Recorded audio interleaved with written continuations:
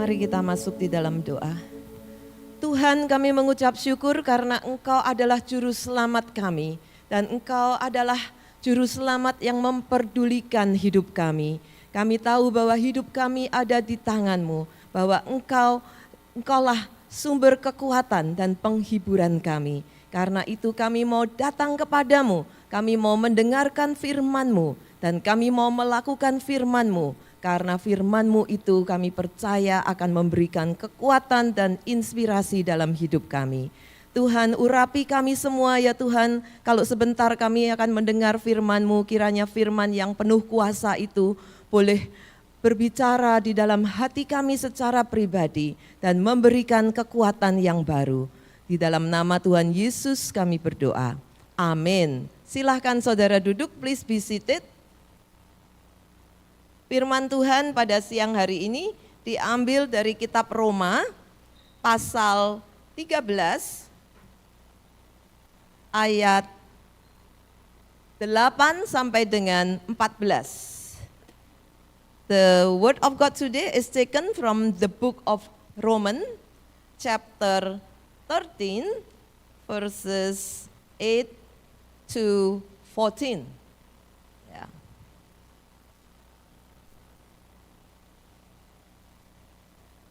Roma 13 ayat 8 sampai 14 saya akan bacakan. Kasih adalah kegenapan hukum Taurat. Janganlah kamu berhutang apa-apa kepada siapapun juga, tetapi hendaklah kamu saling mengasihi, sebab barang siapa mengasihi sesamanya manusia, ia sudah memenuhi hukum Taurat. Karena firman jangan berzinah, jangan membunuh, jangan mencuri, jangan mengingini, dan firman lain manapun juga sudah tersimpul dalam firman ini, yaitu kasihilah sesamamu manusia seperti dirimu sendiri. Kasih tidak berbuat jahat terhadap sesama manusia. Karena itu kasih adalah kegenapan hukum Taurat. Hal ini harus kamu lakukan karena kamu mengetahui keadaan waktu sekarang, yaitu bahwa saatnya telah tiba bagi kamu untuk bangun dari tidur. Sebab sekarang keselamatan sudah jauh lebih dekat bagi kita daripada waktu kita menjadi percaya. Hari sudah jauh malam, telah hampir siang. Sebab itu marilah kita menanggalkan perbuatan-perbuatan kegelapan dan mengenakan perlengkapan senjata terang. Marilah kita hidup dengan sopan seperti pada siang hari. Jangan dalam pesta pora dan kemabukan. Jangan dalam percabulan dan hawa nafsu. Jangan dalam perselisihan dan iri hati. Tetapi kenakanlah Yesus Kristus sebagai perlengkapan senjata terang, dan janganlah merawat tubuhmu untuk memuaskan keinginanmu. Ada sekelompok profesional yang mengadakan satu pertanyaan, memberikan pertanyaan kepada anak-anak kecil yang berusia 4-8 tahun. Pertanyaannya yaitu, what does love mean? Apa artinya kasih buat kamu? Ya. Lalu ada banyak jawaban, saya lihat beberapa jawaban. Ada satu anak yang berumur 8 tahun namanya Greg, dia berkata begini, love is the most important thing in the world, but baseball is pretty good too. Ya, that's Greg umur 8 tahun. Kemudian ada lagi anak umur 7 tahun namanya Glenn, dia berkata, if falling in love is anything like learning how to spell, I don't want to do it. It takes too long. Ya, learning to love takes too long. Ya. And then ada lagi anak umur 4 tahun. Ya, 4 tahun berkata, love is what makes you smile when you are tired. Isn't that nice? Ya, love is what makes you smile when you are tired. Ya. Satu lagi anak umur 6 tahun namanya Nika. Dia berkata, if you want to learn to love better, you should start with a friend who you hate. Saudara, anak-anak ini walaupun masih kecil dia bisa memiliki kebijaksanaan ya. If you want to learn to love better, you should start with a friend who you hate. Ya. Saudara, I think the idea is love sometimes is not easy ya. Kasih itu tidak mudah. Kita perlu belajar untuk mengasihi ya. Love is the most important thing in the world ya. So hari ini saya memberikan judul khotbah ini Learning to Love. Learning to Love. Berdasarkan dengan perkataan Paulus yaitu di dalam ayat 8, janganlah kamu berhutang apa-apa kepada siapapun juga, tetapi hendaklah kamu saling mengasihi. Sebab barang siapa mengasihi sesamanya manusia, ia sudah memenuhi hukum Taurat. Saudara, firman ini seolah-olah apa hubungannya ya antara hutang dengan kasih? Apa maksudnya? Di dalam bahasa Inggris, saya lebih suka terjemahan bahasa Inggris karena dikatakan begini, let no debt remain outstanding except the continuing debt to love one another. For he who loves his fellow man has fulfilled the law. Jadi perterjemahan bahasa Indonesia kurang sedikit jelas, tetapi di dalam bahasa Inggris itu ada kata except, ya, kecuali. Kamu jangan berhutang pada orang lain kecuali hutang kasih. Ya. Dan saudara, hutang kasih. Jadi Paulus melihat bahwa kita ini, anak-anak Tuhan ini memiliki hutang kasih. Karena apa? Karena Tuhan sudah mengasihi kita dan menebus hidup kita, sehingga selama seumur hidup kita itu memiliki hutang kasih. Dan bagaimana kita membayar hutang kasih itu? Yaitu dengan mengasihi sesama kita seperti diri sendiri. Ya. Itulah saudara. Jadi kasih itu, hutang kasih itu harus dibayar terus-menerus sampai akhir hidup kita. Oleh karena itu menurut saya kasih itu kita perlu belajar supaya kita bertumbuh semakin hari semakin mengasihi seperti Tuhan Yesus ya. Saya suka kata Nika tadi yang umur 6 tahun. If you want to learn to love better. Saudara, kita semua bisa belajar untuk mengasihi dengan lebih baik. Ya, setiap hari kita bisa bertumbuh menjadi lebih seperti Kristus, mengasihi seperti Kristus. So, learning to love. Ya, learning to love. Saudara, saya suka dengan Rick Warren, dia waktu berkhotbah, dia pernah berkata begini. Ini waktu dia khotbah, dia berkata, the single most important lesson you have to learn in life is this. Learning to love like God loves you. The whole reason God put you in this planet is not to make money, not to retire, not to have a lot of fun and die. God put you on this earth to learn how to love. If you don't do that, you miss the point. You have to learn to love God and to love your neighbor as yourself. Saudara, mengapa Tuhan taruh kita di dunia ini? Yaitu tujuannya untuk mengasihi. Bukan untuk just having fun, untuk mengumpulkan harta di bumi, tetapi untuk belajar mengasihi Tuhan, mengasihi sesama seperti diri sendiri. Karena itu Tuhan Yesus berkata, ini adalah perintah Tuhan yang paling penting. Ya. Itulah sebabnya juga di dalam ayat 9 dia berkata, karena firman jangan berzinah, jangan membunuh, jangan mencuri, jangan mengingini, dan firman lain manapun juga sudah tersimpul di dalam satu firman ini, yaitu kasihilah sesamamu manusia seperti diri sendiri. Jadi dengan kata lain, kalau kita ini melakukan kasih, kita ini sudah melakukan hukum Taurat. Itu yang diminta, kasih ya.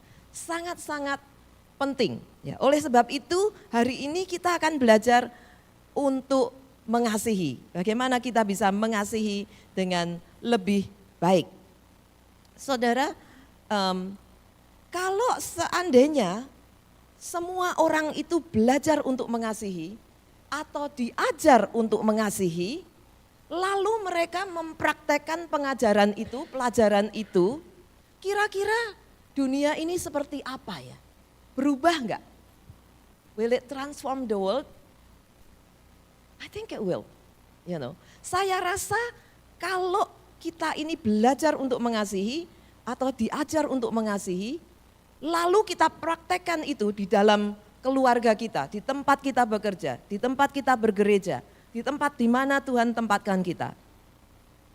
I think the world around us will change.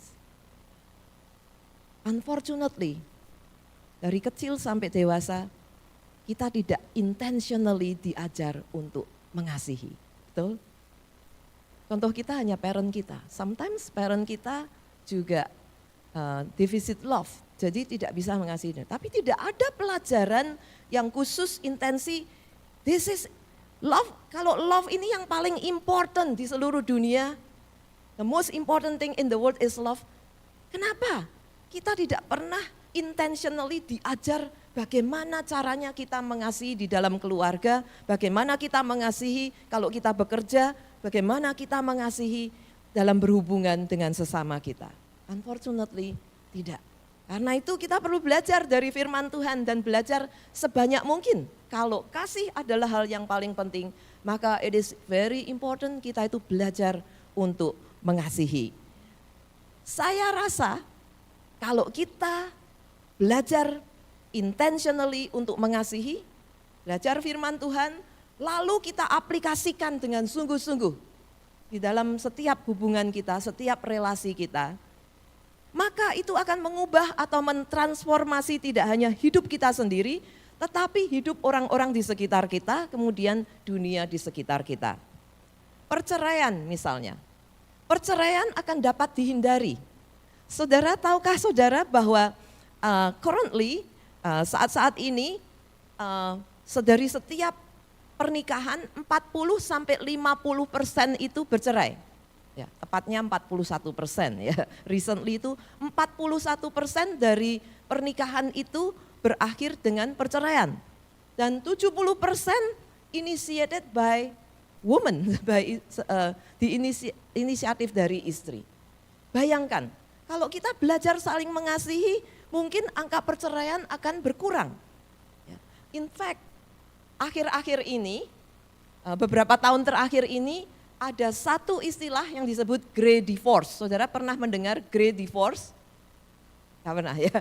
Grey divorce ini sekarang trending. Banyak terjadi di mana-mana. Apa itu grey divorce? Grey divorce yaitu pasangan yang berumur lebih dari 50 tahun, yang sudah menikah for decades, lebih dari 20 tahun, 30 tahun, cerai saudara. Nah saudara pernah mungkin mendengar ya, beberapa tahun yang lalu, tahun 2021, Bill Gates dan Melinda Gates, mereka sudah menikah 27 tahun, bercerai. Itu disebut grey divorce karena rambutnya sudah grey tapi bercerai ya. Jadi grey divorce. Grey divorce sekarang banyak ya. Kemudian ada aktris yang namanya Meryl Streep, itu dia paling banyak memenangkan Oscar atau piala-piala, itu sangat talented. 45 tahun menikah saudara dengan suaminya Don Gummer. Bercerai 45 tahun menikah. Grey divorce ya. Ada lagi beberapa, ada banyak. Kalau kita melihat berita kita we will see here and there ya. Karena mereka mengalami perubahan hidup, emptiness, kemudian mulai berpikir tentang retirement, mungkin ada masalah keuangan, masalah perselisihan dan lain-lain. Saya berpikir udah tua kok bercerai ya, maksudnya seharusnya harus menikmati hidup. Grey divorce, unfortunately it's trending. Ya. Saya rasa kalau kita belajar untuk saling mengasihi dengan sungguh-sungguh satu dengan yang lain, I think perceraian itu akan berkurang. Ya. Kemudian peperangan bisa dihindari. Tahukah saudara bahwa saat-saat ini ada 56 konflik di dunia ini. Ada 56 peperangan yang terjadi di dunia ini. Berapa banyak manusia, rakyat yang menjadi korban karena peperangan ini, karena perselisihan antar negara, karena perselisihan antar leader. Peperangan dapat dihindari. At least there will be reduced conflict and violence. Kalau kasih itu dipelajari dan diterapkan di dalam hidup kita sehari-hari. Kemudian crime, kejahatan akan berkurang. Kalau orang berbuat baik pada sesamanya, mengasihi sesamanya. Wah saudara, mungkin tidak perlu terlalu banyak penjara. Mungkin tidak perlu terlalu banyak polis. Negara menjadi lebih aman. So, and it all start with us.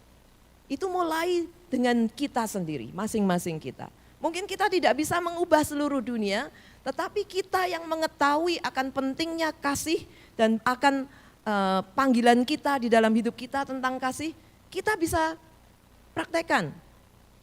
Ya. After all, kita ini hanya responsible dengan hidup kita sendiri. Jadi kita bisa meresponi hal itu secara pribadi.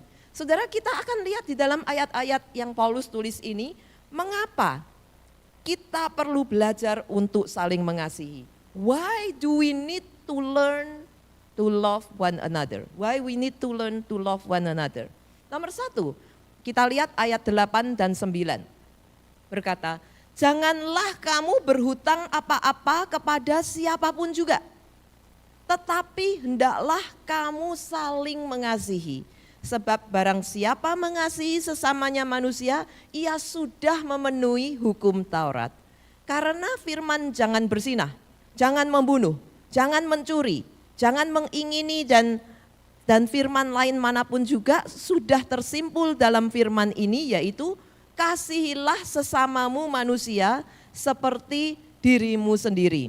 Yang pertama, mengapa kita itu perlu belajar saling mengasihi? Seperti kita ketahui, mengasihi tidak selalu mudah dilakukan.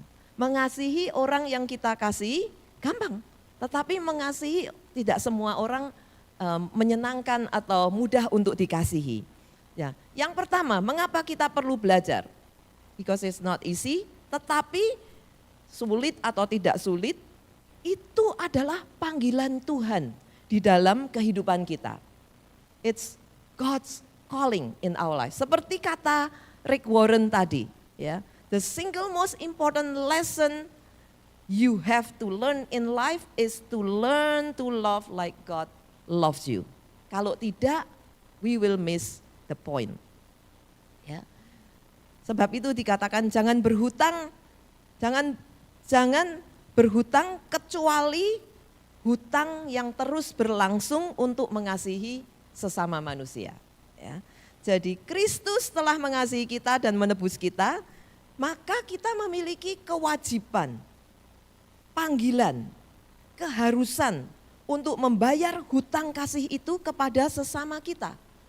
Hutang yang sudah dibayar vertically harus dibayar horizontally oleh kita kepada sesama kita. Saudara, kita dipanggil untuk mengasihi sepanjang hidup kita. This is a very long time and not an easy call, ya. Dan tidak mudah. Karena itu kita perlu belajar. Karena selama kita masih mau belajar, pasti kita akan bertumbuh. Ya. Hanya orang yang berpikir, oh saya sudah bisa semua, saya tidak perlu belajar lagi, then you will stay where you are. Tetapi selama kita mau belajar, kita akan bertumbuh. Ya.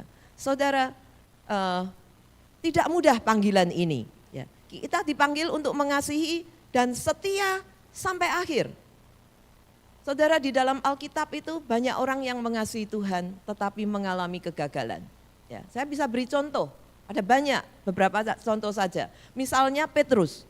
Petrus ini adalah murid Tuhan yang sangat mengasihi Tuhan dan rela mati untuk Tuhan, katanya dia. Ya. Tetapi pada waktu dia menghadapi kesulitan, apa yang dia lakukan? Dia menyangkal Tuhan Yesus 3 kali sebelum Tuhan di kayu salib.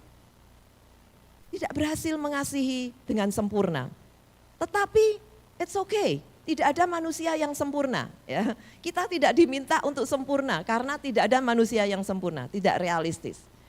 Kalau kita mengalami kegagalan, ya cepat sadari dan bangkit kembali, mulai lagi. Itu yang dilakukan oleh Petrus. Ya. Daud mengalami hal yang sama. Dia juga orang yang sangat mengasihi Tuhan. Tetapi dia juga mengalami kegagalan. Dia jatuh ke dalam dosa. Tapi dia tidak berhenti di situ. He kept going sampai dia berhasil, ya, sampai melakukan yang terbaik. Walaupun kita mungkin tidak berhasil, mulai lagi, lakukan yang terbaik lagi. That's why it's called learning, ya. Karena itu belajar. Orang belajar itu tidak bisa langsung tahu semua, tetapi kita semakin lebih kuat, semakin lebih baik, semakin lebih mengerti. Ya. Yudas sama saja, dia mengalami kegagalan, tapi dia berhenti, saudara, sayangnya. Ya. Saudara, selama kita tidak berhenti, kita ini hidup di dalam kasih dan anugerah Tuhan. Ya. Jadi anytime kita bisa start over, anytime kita bisa belajar untuk mengasihi Tuhan. Ya. Amsal 3 ayat 3 dan 4 berkata begini, janganlah kiranya kasih dan setia meninggalkan engkau. Kalungkanlah itu pada lehermu, tuliskanlah itu pada loh hatimu, maka engkau akan mendapatkan kasih dan penghargaan dalam pandangan Allah serta manusia. Kemudian dilanjutkan dia berkata, percayalah kepada Tuhan dengan segenap hatimu dan janganlah bersandar pada pengertianmu sendiri. Maka akuilah dia dalam segala lakumu, maka ia akan meluruskan jalanmu. Saudara, itu nasihat dari Raja Salomo. Jangan kiranya kasih dan setia meninggalkan engkau. Ya, saudara, it's not easy untuk belajar mengasihi sampai akhir hidup kita. Saudara yang sering melihat berita, pasti saudara melihat ini karena ini berulang kali menjadi headline. Ya. Pada tanggal 16 Juli yang lalu ada satu konser besar, konser Coldplay. Ada yang melihat berita itu? Ya, lihat ya. Coldplay itu mengadakan konser di Boston. Sekitar 65.000 orang, saudara. Ya. 50.000 orang melihat konser dan mahal konsernya. Ya. Lalu mereka itu punya kebiasaan bahwa kameranya itu biasanya dijalankan gitu, ada namanya kiss cam, kiss kamera. Itu dijalankan kemudian berhenti pada pasangan biasanya. Kemudian mereka itu disuruh kissing gitu ya di depan kamera ya, pasangan itu. Lah pada waktu itu betul kameranya ini 65.000 orang, saudara. 65.000 orang kamera tiba-tiba berhenti pada satu pasangan. Pada waktu pasangan itu melihat dia kaget, saudara. Langsung dia menyembunyikan wajahnya dan berusaha untuk tidak diketahui siapa dia. Saudara, kemudian lead singernya itu berkata, oh enggak apa-apa. You know, wah ini mungkin ini kalau enggak affair ini pasti orangnya very shy katanya ya. Saudara, ternyata betul itu affair, saudara. But what is the chance, you know, 65.000 orang kamera kok bisa berhenti di depan dia. Ternyata itu adalah, ternyata pasangan ini adalah CEO dari Astronomer, satu perusahaan besar. Ya. CEO itu top leadernya ya. Dan juga HR leadernya, top leader HR-nya, ternyata mereka itu menikah dengan orang lain, tetapi mereka ada affair, pergi ke konser bersama-sama, ketangkep basah oleh kamera ini. Wow, lalu menjadi berita yang sangat viral, saudara. Ya. Saudara, tidak mudah, mereka sudah mengasihi, punya keluarga, anaknya sudah besar-besar. Saya tidak bisa membayangkan konsekuensi daripada hal ini, saudara. Ya, satu kesalahan bisa menghancurkan banyak orang. Akibatnya beberapa hari yang lalu CEO resign. Lalu istrinya mulai probably akan bercerai. belum nanti anak-anaknya, belum dari kasih yang baik-baik begitu menjadi hancur karena gara-gara satu kesalahan yang dilakukan oleh dua orang ini. Tidak mudah saudara, panggilan untuk mengasihi ini tidak mudah, harus dijaga. Kasih dan setia jangan sampai meninggalkan kita. Dan kita sebagai manusia, kita mengalami banyak pencobaan, banyak bahaya.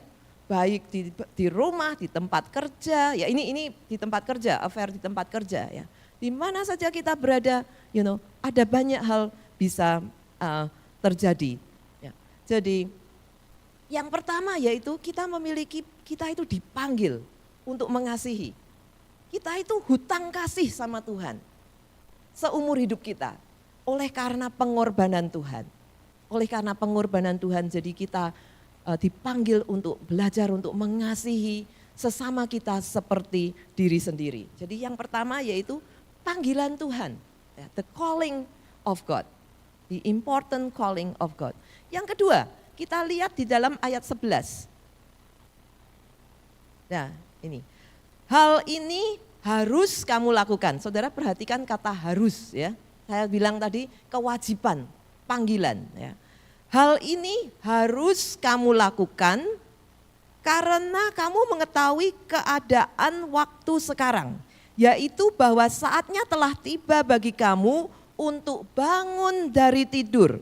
Sebab sekarang keselamatan sudah lebih dekat lagi bagi kita daripada waktu kita menjadi percaya. 12, hari sudah jauh malam, telah hampir siang. Sebab itu, marilah kita menanggalkan perbuatan-perbuatan kegelapan dan mengenakan perlengkapan senjata terang. Yang kedua, jadi yang pertama tadi, mengapa? Karena kita menerima panggilan Tuhan. Yang kedua yaitu karena kita ini memiliki, because we have limited time. Karena kita ini memiliki keterbatasan waktu. Waktu kita itu terbatas. Dia berkata, ini harus kamu lakukan, mengetahui keadaanmu sekarang ini, saatnya telah tiba bagi kamu untuk bangun dari tidur. Saudara, jadi dengan kata lain Paulus ini berkata, jangan main-main lagi. Take it seriously. Waktumu itu terbatas. Kita tidak punya banyak waktu. Kita tidak memiliki banyak waktu. Saatnya telah tiba. The time is short. If you are going to love, now is the time to do it. Ya, sekarang adalah waktu untuk mengasihi. Jangan tunggu waktu lagi, because kita tidak tahu apa yang akan terjadi dalam hidup kita. Kita tidak tahu berapa banyak waktu yang akan kita miliki. Saudara, kalau saudara ingat bulan lalu tanggal 12 Juni ada satu pesawat terbang yang mengalami kecelakaan, maybe one of the worst in the history. Ya, itu Air India. Ya, Air India flight number 171. Ya, dia itu mereka itu berangkat dari Ahmedabad dari India menuju ke London. Saudara, dalam waktu 30 detik, less than 1 minute, itu pesawatnya tidak bisa terbang, tapi malah jatuh di atas satu college atau medical hostel. Dan saudara, bayangkan, dalam 30 menit berangkat mereka senang-senang ya, ada yang mengambil yang berfoto sebelum berangkat, ingin menuju ke London.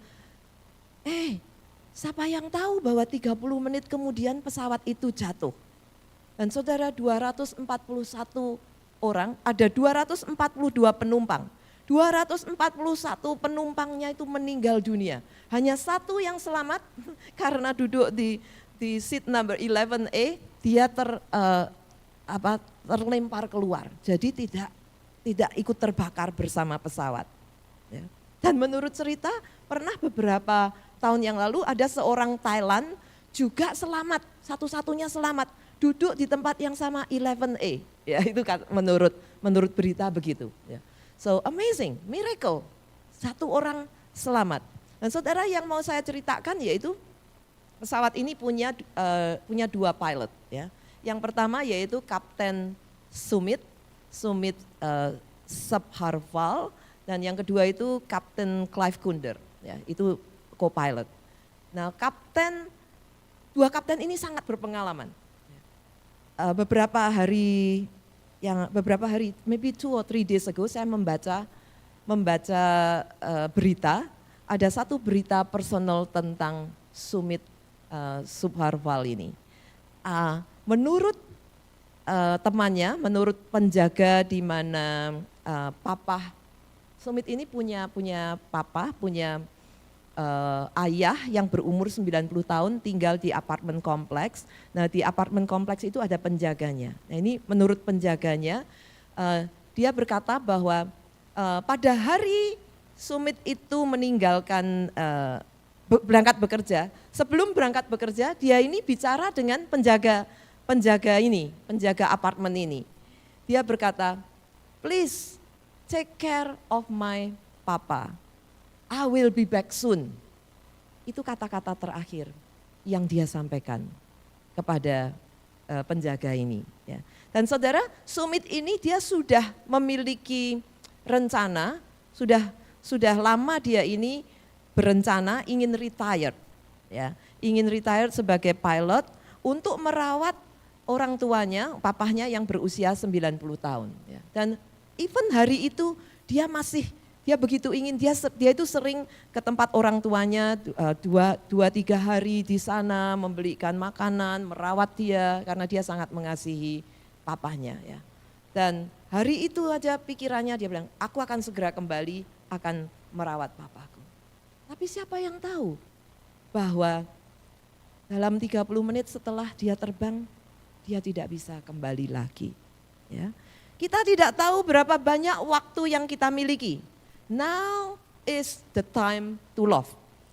Paulus berkata, hal ini harus kamu lakukan, ya. Sebab saatnya telah tiba bagi kita untuk bangun dari tidur. Do it now, jangan tunggu waktu lagi, ya.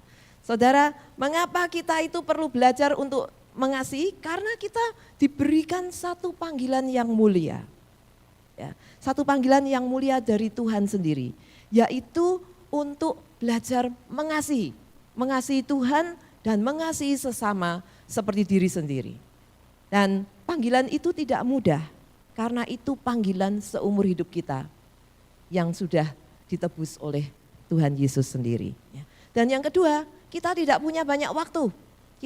Waktu kita itu sangat terbatas, oleh karena itu kita perlu terus belajar untuk saling mengasihi. Sekarang kita akan lihat bagaimana caranya supaya kita ini bisa belajar mengasihi lebih baik lagi dari sebelumnya.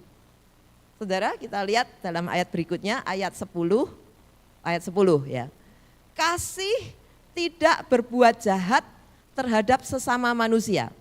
Karena itu kasih adalah kegenapan hukum Taurat. Yang pertama, bagaimana caranya supaya kita ini bisa lebih baik di dalam mengasihi? Yang pertama, Paulus berkata, kasih tidak berbuat jahat terhadap sesama manusia. Dengan kata lain, yang pertama yaitu berbuat baik. Ya.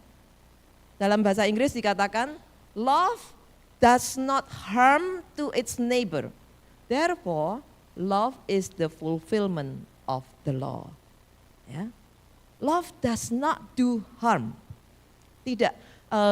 Tidak melukai, tidak menyakiti, tapi melakukan yang baik.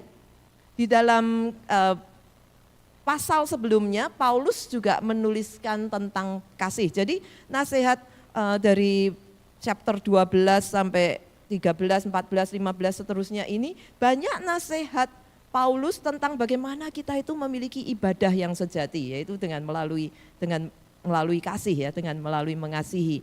Jadi di dalam kitab Roma misalnya dikatakan, dia mengajarkan bagaimana kita itu perlu mengasihi dan mengalahkan kejahatan dengan kebaikan.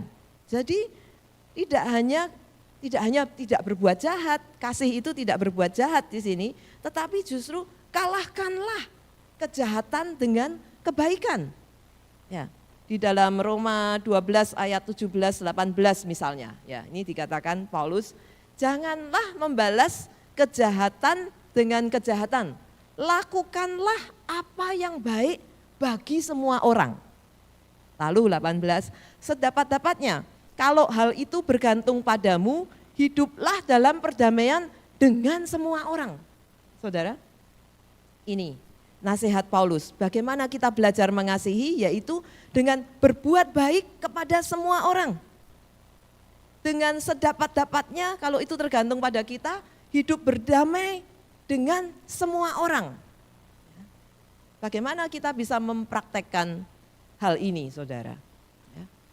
I think sehari-hari ada banyak kejadian di dalam hidup kita.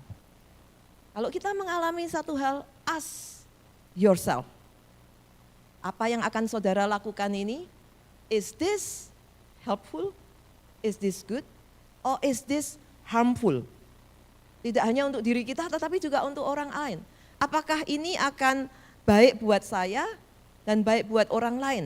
Atau apakah kalau aku melakukan ini akan melukai orang lain atau melukai diri sendiri?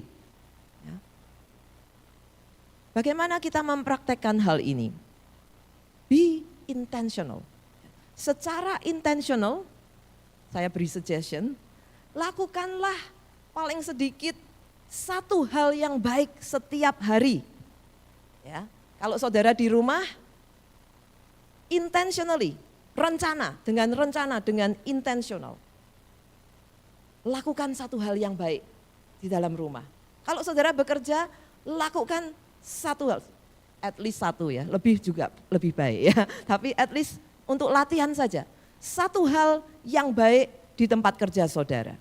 Di gereja sama, lakukan at least satu hal, dimanapun saudara ditempatkan, coba mungkin saudara pergi ke supermarket, lakukan satu hal yang baik di sana. Ya.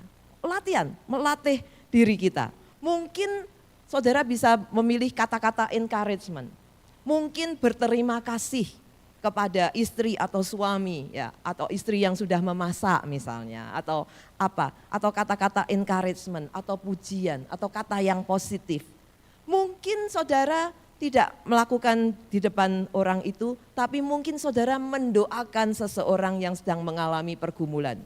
That's an act of kindness too, ya, sangat penting. Mungkin saudara call somebody, mungkin saudara text message seseorang, hey kamu bagaimana? Ya. Kalau saudara mengalami konflik misalnya, mungkin biasanya kalau saudara langsung marah atau langsung ngelabrak orangnya, coba mungkin intentionally pause.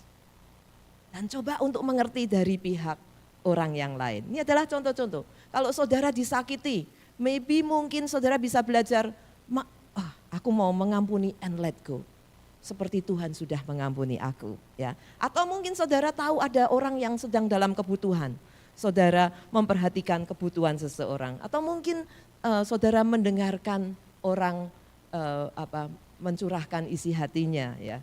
Listening atau serving other people. Ada banyak hal yang kita bisa lakukan. Dan saya percaya setiap hari kita itu diberi kesempatan untuk menabur kasih di dalam kehidupan di sekitar kita.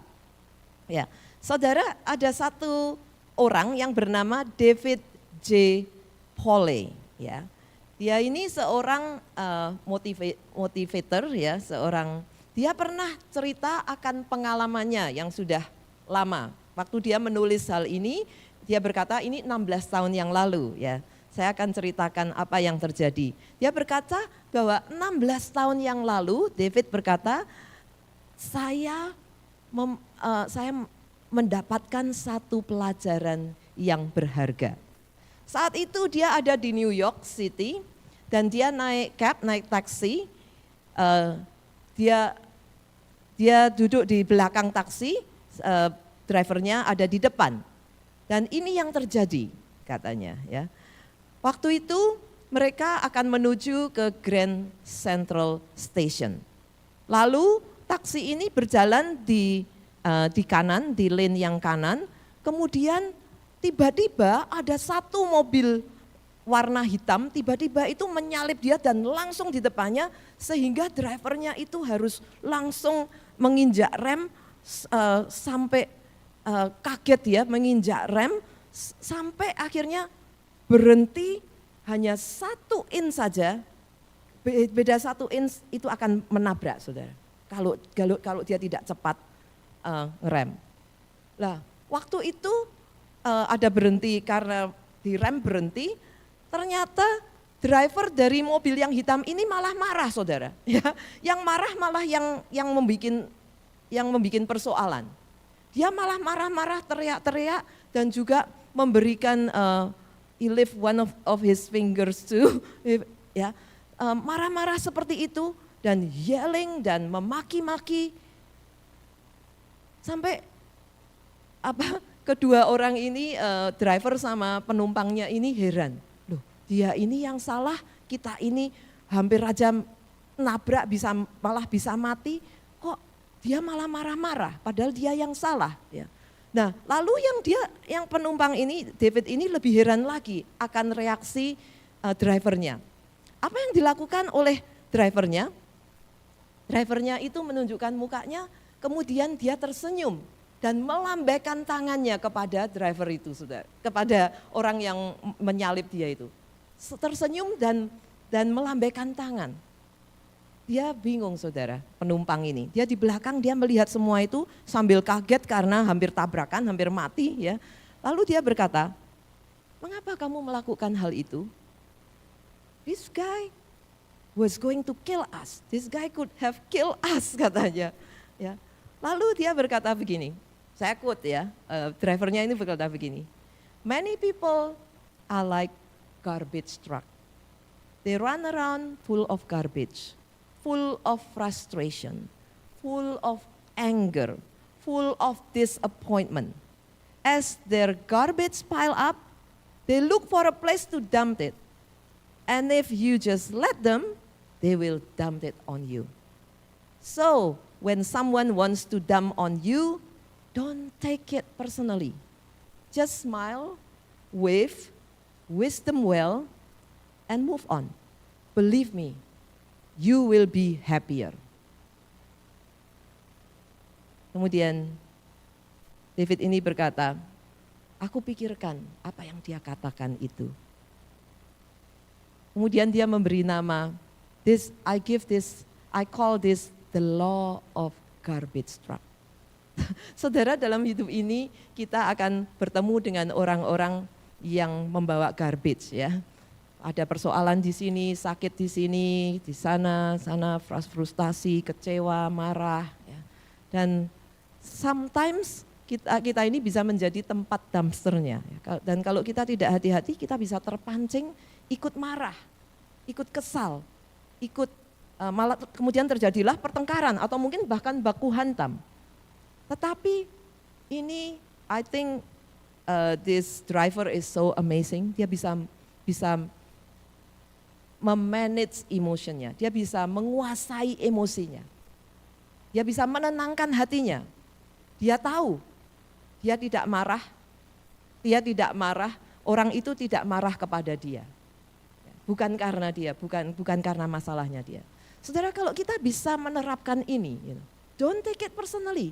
Orang itu marah, frustrated, marah kepada kita, belum tentu itu karena kita. Tapi karena mereka itu punya banyak sampah, karena membawa banyak sampah di dalam dirinya. And you know setiap hari Selasa itu saya harus mengeluarkan sampah ya. Kemudian kalau pagi saya mau kerja hari Selasa pagi itu garbage truck itu datang saudara, lalu mengambil sampah di setiap rumah, di depan rumah ya. Kemudian sampahnya empty. Nah, seperti itu saudara. Manusia itu juga kadang-kadang seperti itu ya. Ada banyak hal-hal yang sebetulnya tidak kita masukkan di dalam hati dan pikiran kita, semua kesakitan, semua kekecewaan, kemarahan menumpuk di dalam hati, kemudian kita pulang ke rumah, kita tumpahkan pada yang di rumah misalnya, atau kita tumpahkan pada orang yang di bawah kita. It should not be that. Dan kita bisa melatih diri kita, melatih hal itu dengan apa? Dengan intentionally berpikir bahwa dengan mencoba untuk mengerti apa sebenarnya masalahnya. Don't take things too personally. It's not all about you. Jangan terlalu GR saudara ya. Semua itu bukan mereka tidak memikirkan kita. Orang itu semua sibuk tidak bisa memikirkan kita. It's not about us. A lot of times it's not about us. Nah, saudara, jadi yang pertama kita perlu berbuat baik kepada semua orang. Ya. Latihannya bagaimana? Do it intentionally. Ya, karena kalau tidak kita tidak bisa tahu, kita tidak mengerti perkembangan hidup kita. Tapi kalau kita intentional dan kemudian kita merefleksi, kemudian kita akan melihat, hey, aku dulu begini ya, aku dulu kalau ada begini sedikit-sedikit aku tersinggung, sedikit-sedikit aku marah. Sekarang enggak lagi loh. Pertumbuhan, learning, progress. Ya, saudara, kalau kita mau bertumbuh kita harus berani begitu. Intentionally punya goal, aku mau melakukan ini, aku kepingin menjadi lebih baik dalam mengasihi, aku ingin menjadi lebih sabar, aku ingin menjadi seperti ini. Lalu intentionally lakukan itu secara konsisten, ya, secara konsisten. Kuncinya yaitu konsistensi. Kalau kita lakukan secara konsistensi, maka itu akan menjadi habit kita. And then habit akan menjadi kebiasaan, akan menjadi karakter hidup kita. Dan saudara, tanpa kita sadari, hidup kita berubah, karakter kita berubah. Nah, yang pertama yaitu melatih diri kita untuk berbuat baik. Yang kedua ada di dalam ayat 14. Ya, jadi yang pertama tadi berbuat baik dan juga ini ayat 13 ya, marilah kita hidup dengan sopan. Dalam bahasa Inggris decent. Let's have a decent life. Seperti pada siang hari. Jadi seperti pada siang hari. Jangan dalam pesta pora dan kemabukan, jangan dalam percabulan dan hawa nafsu, jangan dalam perselisihan dan iri hati. Jadi tinggalkan hal-hal yang seperti itu. Hal-hal yang dosa itu. Karena apa? Karena hidup kita itu tidak lama, ya, tidak lama. Paling kita hidup berapa? 70, 80, kalau kuat 90 tahun. But not long. Oleh sebab itu marilah kita pakai semua kesempatan untuk hal-hal yang membangun hidup kita dan juga membangun hidup sesama kita. Oke, yang kedua kita lihat di dalam ayat 14. Begini, tetapi kenakanlah Tuhan Yesus Kristus sebagai perlengkapan senjata terang. Dan janganlah merawat tubuhmu untuk memuaskan keinginanmu. Saudara, ini penting ya. Yang ayat 14 ini dikatakan, kenakanlah Tuhan Yesus Kristus sebagai perlengkapan senjata terang. Saudara, tadi saya katakan bahwa panggilan kita untuk mengasihi itu tidak mudah. And it's a long term. Dan it's susah untuk selalu berhasil, walaupun kita bisa berusaha sebisa kita. Tetapi ada banyak hal yang bisa membuat kita gagal. Oleh karena itu kita harus menyadari batas kekuatan kita. Ya, kita punya batas waktu, tetapi kita juga mempunyai batas kemampuan. Saudara, panggilan Tuhan, saya rasa tidak akan bisa kita lakukan dengan usaha kita sendiri. Hanya sekedar human effort. No. Panggilan divine calling ya memerlukan divine intervention. Memerlukan divine strength and empowerment. Oleh sebab itu kita harus mendekatkan diri kepada Tuhan. Harus melekat kepada Tuhan, harus kenakanlah Tuhan Yesus sebagai perlengkapan senjata terang. Ya. Kalau mengenakan pakaian itu kan harus ada pada kita. Yesus Kristus, kasih Tuhan, kuasa Tuhan harus kita kenakan, harus ada pada kita, harus ada di dalam hati kita, harus ada di dalam hidup kita. Mengasihi seperti Kristus membutuhkan kekuatan yang lebih daripada kekuatan manusia. Loving like Christ require more than human efforts. It's about letting His love, God's love flow through us. Karena itu kita membutuhkan kuasa Tuhan. Dan bagaimana kita memiliki kuasa Tuhan? Ya dengan melekatkan diri kepada Tuhan. Abide in Him. Kenakan Dia, maksudnya Dia menyertai hidup kita setiap hari. Involvekan Dia di dalam setiap perkara persoalan hidup kita. Involvekan Dia di dalam kehidupan kita setiap hari. Bila kita memiliki Kristus, kita akan memiliki kuasa dan kemampuan untuk mengasihi saudara. Ya, kalau dengan kekuatan sendiri, tanpa membaca Alkitab, tanpa doa, tanpa Kristus, terbatas. Kalau kita mau lebih lagi, kenakan Tuhan Yesus di dalam diri kita, ya. Involvekan Tuhan di dalam hidup kita. Bagaimana caranya? Practically gimana? Receive Christ's love daily in your life. Ya, receive. Setiap hari mungkin saudara bisa memulai dengan doa, meminta Tuhan untuk mengisi hidup kita dengan kasih-Nya, dengan kuasa-Nya. Karena kita membutuhkan itu untuk bisa memenuhi panggilan Tuhan. Kemudian merefleksi akan pengampunan Tuhan dan anugerah Tuhan. Dengan merefleksi kasih Tuhan dan juga anugerah Tuhan, itu akan meningkatkan kapasitas kita untuk mengasihi yang lain. Kalau ada konflik, pause and pray. Mungkin saudara bisa berdoa, Lord, help me to respond in love. Bagaimana aku bisa merespon kejadian ini dengan kasih? Pikirkan, kalau misalnya Tuhan Yesus mengalami hal ini, kira-kira apa ya yang Tuhan Yesus akan lakukan? Ya, dengan banyak merefleksi seperti itu saudara, maka kita bisa mendatangkan kasih dan kuasa Tuhan di dalam setiap persoalan hidup kita. Kita tidak sendiri, ya. Kalau kita percaya kepada Tuhan, we will never be alone. Tetapi itu adalah choice, ya. Mengundang Tuhan adalah choice. Mengenakan Yesus Kristus, Tuhan Yesus Kristus itu adalah pilihan. Kita bisa memilih hal itu, kita bisa menyediakan waktu untuk hal itu atau tidak, ya. Saudara, jadi yang kedua yaitu kenakan Kristus. Kenakan Kristus Yesus sebagai perlengkapan senjata terang, ya.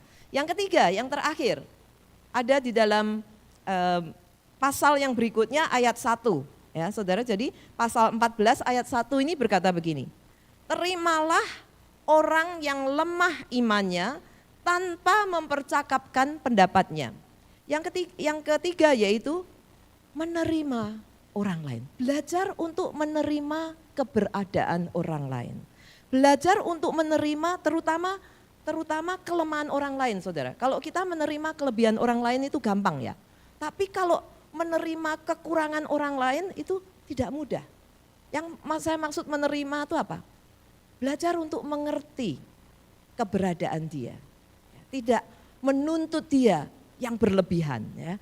Terimalah orang yang lemah imannya tanpa mempercakapkan pendapatnya. Dalam bahasa Inggris dikatakan begini, accept him whose faith is weak without passing judgment. Saya suka kata ini, without passing judgment.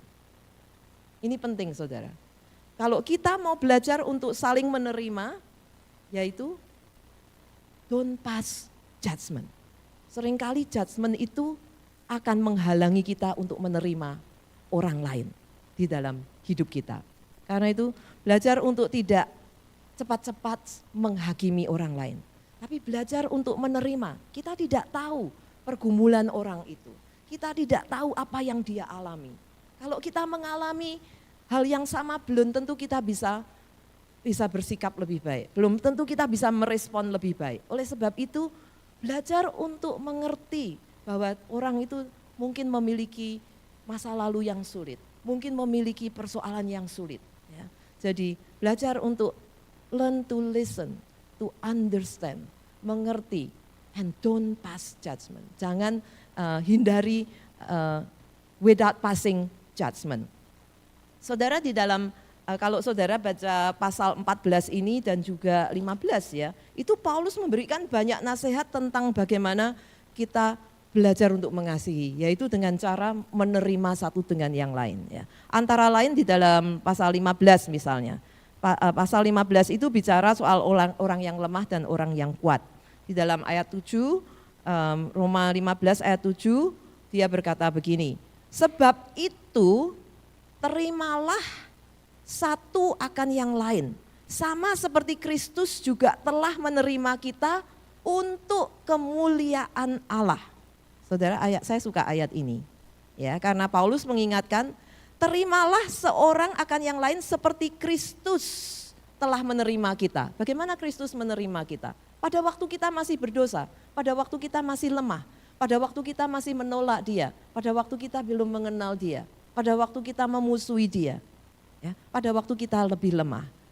Sama seperti Kristus telah menerima kita, terimalah satu akan yang lain untuk kemuliaan Allah. Saudara, kalau kita melakukan hal itu, melakukan apa yang Tuhan Yesus lakukan, maka kita itu menjadi Kristen, pengikut Kristus. Maka kita itu memuliakan Tuhan. Saudara, amazing, you know. Kita belajar menerima orang lain tanpa menghakimi, itu kita memuliakan Tuhan. Karena kita menerima ciptaannya, karena kita melakukan apa yang dilakukan oleh Kristus. Oleh sebab itu marilah kita belajar bersama-sama ya untuk saling menerima seperti Kristus sudah menerima kita. Kalau ada orang yang lebih lemah dari kita, jangan dikritik. Ya. Jangan dikritik, jangan dihakimi, tapi justru diterima. Apa yang aku bisa bantu? Apa yang aku bisa lakukan? Ya. Mari kita belajar bersama-sama ya. Sehingga kita semua bisa bertumbuh bersama-sama ya. Saudara, saya akan tutup dengan tentang seorang yang bernama Jean-Paul Sartre ya. Dia ini seorang filosof dan sastrawan ateis di Perancis, Saudara ya. Tetapi ini seorang filosof dan sastrawan ateis bernama Jean-Paul Sartre. Dia menulis sebuah drama yang berjudul No Exit ya. Dia menulis sebuah drama yang berjudul No Exit. Di dalam drama itu diceritakan tentang 3 orang yang meninggal dunia, lalu mereka ketiga orang ini yang sudah mati ini, dia berada di satu tempat, di satu ruangan. Mereka bertiga dalam satu ruangan. Lalu mereka mulai bertanya-tanya, di mana ini kita ya? Lalu mereka menyadari ternyata mereka itu ada di neraka. Ya, 3 orang ini satu ruangan ada di neraka. Terus mereka berbicara satu dengan lain, loh kita ini ada di neraka loh. Kok enggak ada api ya? Kok enggak ada apinya? Kok tidak ada setan yang warnanya merah dan bawa garpu raksasa katanya ya. Lalu mereka mulai saling berbicara, mulai saling berinteraksi. Setelah lama mereka di situ, akhirnya terjadilah gesekan-gesekan. Ya. Mereka mulai berkelahi, mereka mulai bertengkar, saudara. Ya. Mereka menjadi tidak tahan lagi tinggal bersama-sama. Ternyata tulisan dari penulis ini berkata, ternyata tempat ini sungguh-sungguh neraka karena adanya relasi dengan orang lain yang tidak baik ini. Ya. Orang lain adalah neraka katanya. Ya.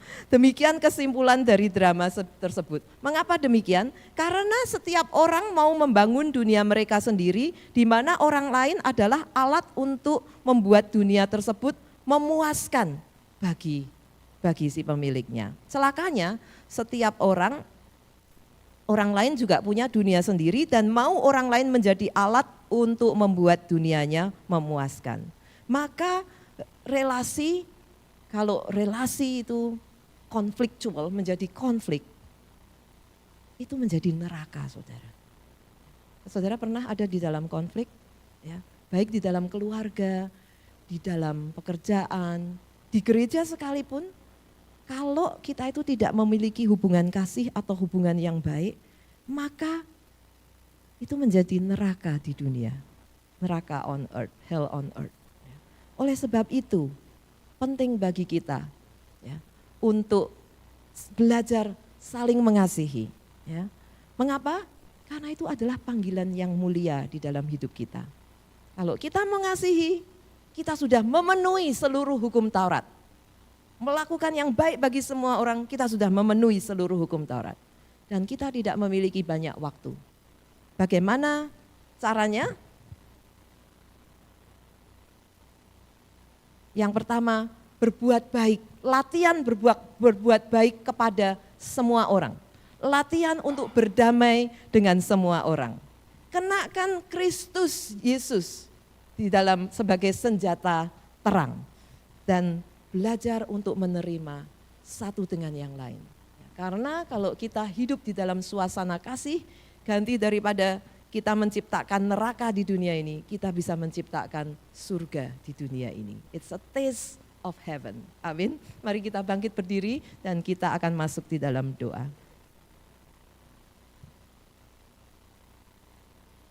Tuhan Yesus, kami mengucap syukur untuk firman yang sudah ditabur pada hari ini. Kami berdoa supaya firman-Mu yang penuh kuasa itu boleh tertinggal di dalam hati kami dan tidak hanya tinggal di dalam hati kami, tetapi menjadi tindakan kami, menjadi kebiasaan kami dan menjadi karakter hidup kami. Karena kami tahu bahwa kalau kami melakukan seperti yang Tuhan mau, seperti yang difirmankan hari ini, kami percaya bahwa hidup kami akan diubah dan dunia di sekitar kami akan diubah menjadi seperti Tuhan dan memuliakan Tuhan. Sertai kami semua ya Tuhan, berikanlah kepada kami kemampuan dan kemauan untuk terus belajar, mengasihi Tuhan dengan sepenuh hati, jiwa, dan pikiran kita dan kekuatan kita, dan mengasihi sesama manusia seperti diri sendiri. Di dalam nama Tuhan Yesus kami